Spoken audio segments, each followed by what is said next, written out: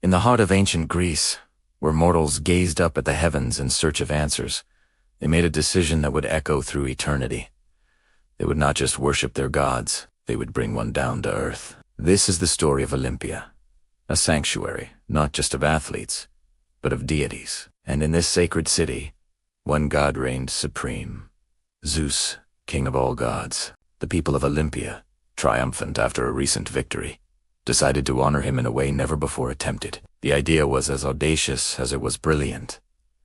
To build a statue of Zeus so magnificent, so inspiring, it would become the centerpiece of his temple. But how could mere mortals capture the essence of a god? The challenge was immense. It required a vision that could bridge the gap between the human and the divine. They needed a master, and they found one in the legendary sculptor. Having already created wonders in Athens, he was entrusted with this sacred task. The question whispered through the land: could a man sculpt a god without inviting his wrath? Phidias accepted, ready to sculpt not just a statue, but a conduit for faith itself. In a specially constructed workshop, the Colossus began to take form. This was no ordinary carving of marble. Phidias employed a technique known as chryselephantine, a breathtaking combination of ivory and gold. A massive internal frame of wood was built, forming the core of the god.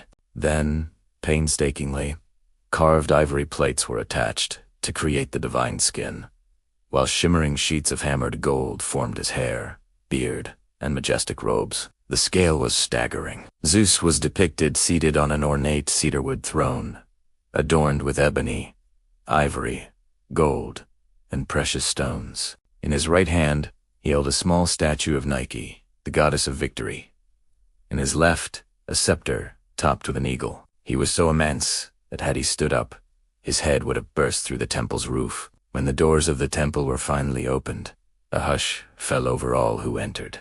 Visitors who had traveled from across the known world would step into the hallowed darkness and find themselves standing before a god. Ancient writers described the experience not just as seeing a work of art, but as having a true religious encounter. They spoke of a profound sense of awe, of feeling small and insignificant in the presence of such power. It was said that the statue's gaze followed you, its expression a perfect balance of serene authority and formidable might.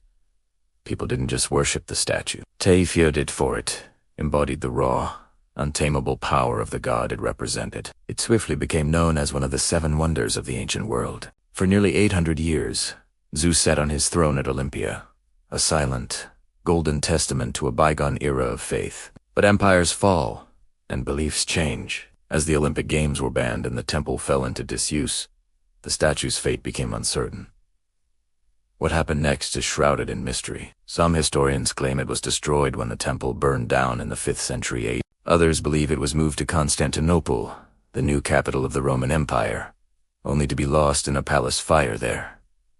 Today, not a single fragment of gold or ivory remains. Nothing is left of the mighty Colossus. The masterpiece of Phidias vanished from the world, consumed by time and flame. But the truly divine cannot be so easily erased. The materials may be gone, the temple reduced to ruins, yet the legend endures. Gold and ivory were destroyed, but the image of Zeus, seated upon his throne, still lives on in the imagination of humanity. Thank you for watching. If you enjoyed this journey into the past, consider subscribing for more stories lost to time.